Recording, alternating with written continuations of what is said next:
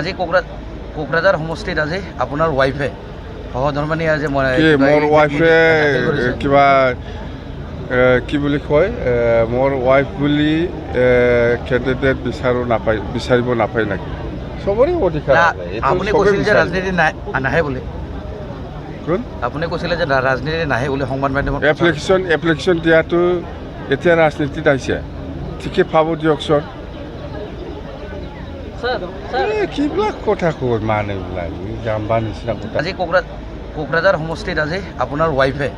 সহধৰ্মিনী আজি মোৰ ৱাইফে কিবা